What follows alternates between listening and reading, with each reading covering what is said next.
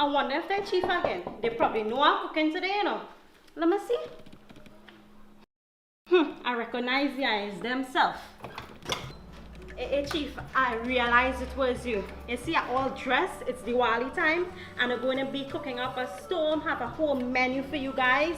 I'm going to cook coconut curry paneer, butter naan, aloo samosa, and to top it off, a delicious rascola for dessert. So come on, let's get cooking.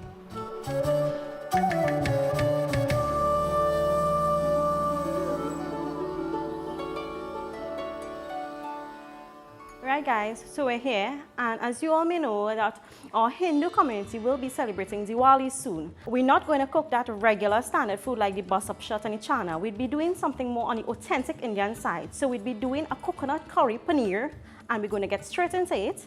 I have a pan that has been heating up here for quite some time. I'm going to add some oil. I want to add some minced ginger, minced garlic, and I'm just going to saute this a bit. So we're going to add some onions to the pan now.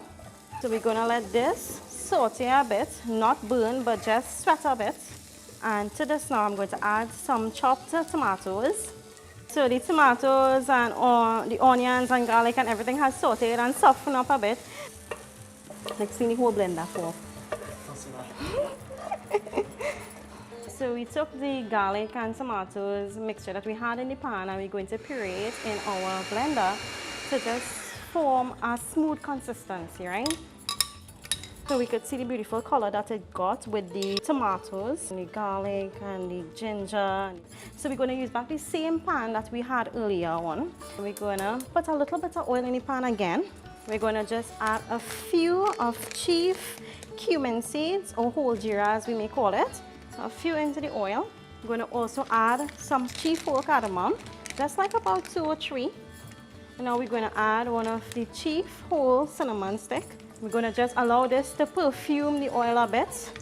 And now we're going to add our mixture that we had created earlier to the pan. So before we cover it to allow the simmering process to begin, I just want to add a little bit of chief turmeric or saffron powder to just help intensify the color a bit.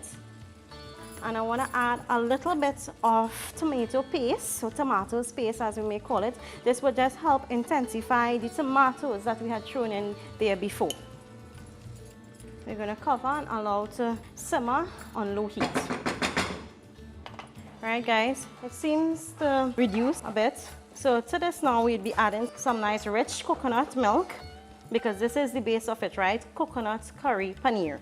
So some coconut milk going in there. So I just want to add a little bit of sugar there, a little bit of chief coriander powder, some chief Himalayan salt.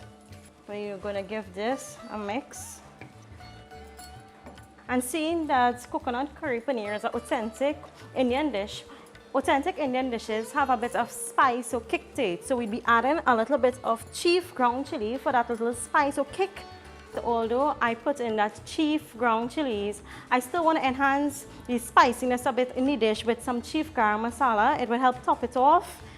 So now it's a good time to add our paneer. So for you guys who may not know, paneer is Indian cheese. Some people cook it like how Trinidadian people would cook curry potatoes. Now some people like to fry their paneer before, but I like to just cook it just like this, raw.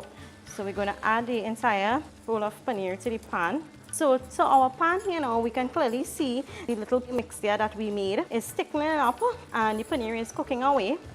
We want to add a little bit of warm or hot water from our kettle. Right guys, so the paneer cooked down to a good consistency here.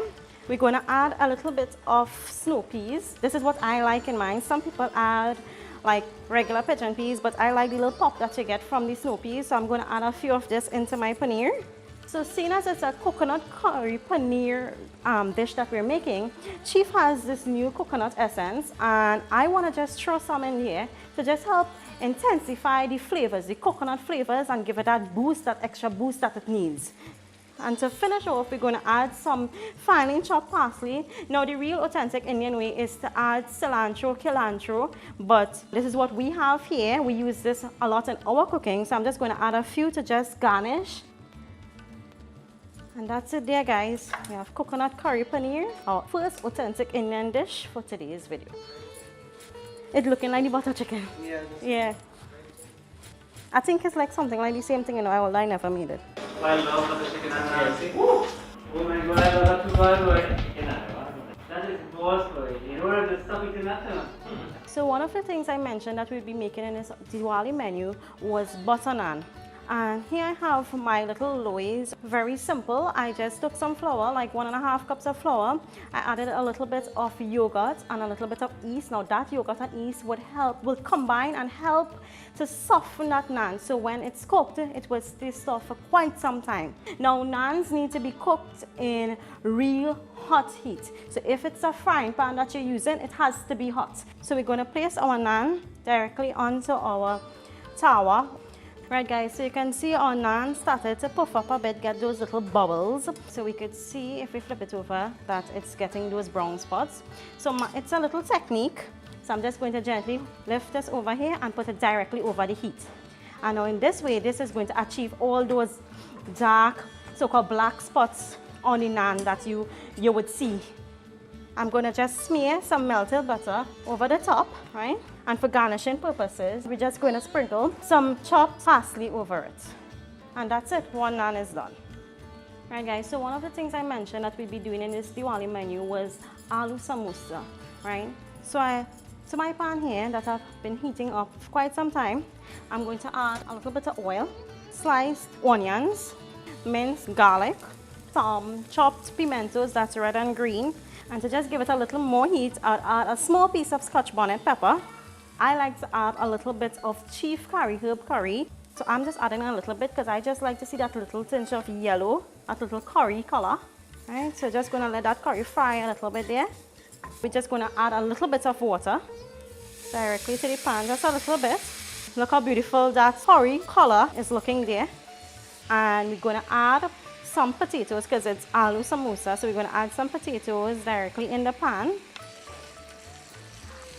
So to my aloo samosa, I like to add some fresh pigeon peas. So I'm adding a little bit here to my pan. Right, now I want to go in with a little bit of chief whole cumin seeds. We're just going to throw it in directly here, and it gives off a lot of flavor. When you take that bite into that samosa, it gives off a lot of flavor. So just going with a few. So we're going to use some chief Himalayan pink salt there. I also like to use a little bit of chief all-purpose seasoning. I love the blend of seasonings they have in this complete seasoning. It's a lot more than just salt. Now you can see it's not too yellow with that curry, guys. It's slightly yellow.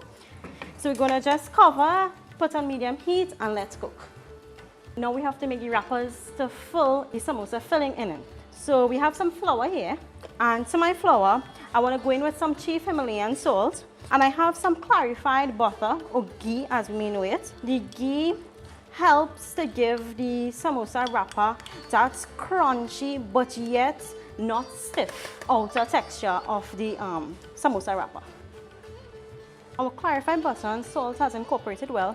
Now I have some lukewarm water here. Now it's important to use lukewarm water because lukewarm water helps get the dough soft and settled. Samosa wrapper dough is a stiff dough. So you can see how good it's kneaded. Its bowl is clean. That's how we grew up knowing it. You know, when you kneading flour, once you clean the bowl, you're kneading flour real good. You know, if you can't clean the bowl, well then, you can't knead flour. That's how I learned it. Right, so we just want to form it into a dough ball and let it rest for like 2 minutes, 3 minutes for the most. Right guys, so you can see that the samosa filling, right, the liquid has dried out from this. I like to add some snow peas and carrots. I like to add it for the little pop of color. I mean, it's Diwali. We want to be a little fancy. Colors are beautiful for Diwali, that orange, you know, we want to make things a little different, you know. So, you know, when you take that bite and you see that nice orange and green ingredient showing out there, you know, you want to know what is that to eat and eat for more. Yeah. And in samosa, we add a little bit of jeera. So today I'll be using some chief jeera. We add it to the end. It just helps even off that curry and all of that we added in the beginning. It helps even off all of that. So, sprinkle a little bit. You can see how many cheap products we use today, guys. They give so much flavor, and I like to add some chopped parsley. It's always good to add back some sort of aromatic or seasoning to the end, because sometimes when cooking, the seasonings that is added at the beginning tends to cook out or tends to lose, right? And we're going to go in with some chopped chives. Just to combine everything, and look how pretty that looks. It's ready to be filled in our wrappers. So we're back to that samosa wrapper or the dough ball that we have here for the wrappers. So we're going to just pinch off a piece like this, rotate it in our hands, and make a smooth, small dough ball, right? Seeing as it's Diwali, we're making it, we're keeping it strictly vegan, so that's why I add those peas and carrots, and simple as the pigeon peas too. We're going to just press it out. So you don't need to use too much of flour, because remember that clarified butter that I was telling you guys about earlier that we put into here? Nothing sticky and sticking up on your hands and so forth. No, it's really nice to work with. You see, I barely have dry flour here. Look, it's not even sticking to my countertop. So I have my pizza cutter here. I have my circular shape dough here, and I'm just going to cut it in half like this. And I'm going to take this piece and bring it into like this here. So now we can see we have a perfect triangle going on here. I want to take a little bit of water, and I'm going to pass it on the end here and on this end here. And this water would help the flour to seal and create that little cone-shaped pocket. And you're just going to pick it up gently like this from your countertop. And you see we have a perfect cone. And we want to fill this like maybe, we're leaving off like maybe 1/4 inch or 1/2 inch, if you want to say, to the top. So you see how we have some excess dough here to the top? We're going to hold these together now like this, and we're going to squeeze them together here. Press and seal. It's something like making aloo pie. You know, when we make aloo pie, we turn them over, and now you get a perfect triangular shape. So I press and seal, and I just fold it back like this here. When you rest the samosa here, it'll be able to stand up. So that's the way I learned it. It's a unique way, it's different. So I have some oil that has been heating up, and to my hot oil now I'm going to place one samosa in like that. So you would know when your samosa is ready, when it turns golden color like this, it looks like this, you would know it's ready to come down. And place on your paper towel to drain off the excess oils. Oh, it's real hot. My hand burning is real hot. Now everybody I could start back, right? Now everybody likes to serve their samosas with different sauces or different chutneys. I like to serve mine with tamarind chutney. This is it, guys, my samosas, and you can see they're standing up beautifully.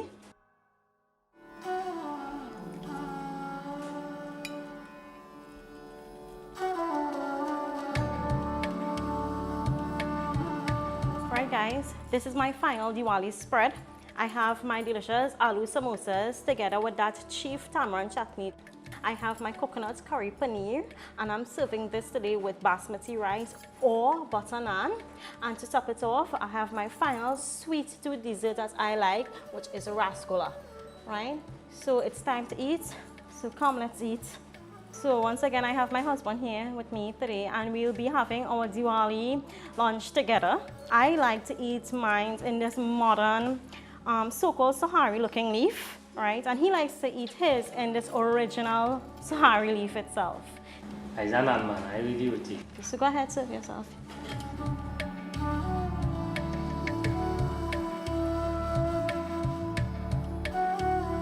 Diwali time, good thing Diwali coming. We get different set of roti. My favorite. Well, my Diwali menu was all about making it a bit different this year. You know, Chief Brand Products made it very easy for us when it comes to the essences and the spices and creating Indian dishes like this. And I hope you guys try it and maybe make your Diwali different this year. Babe, do you find I look like Shah Rukh Khan today?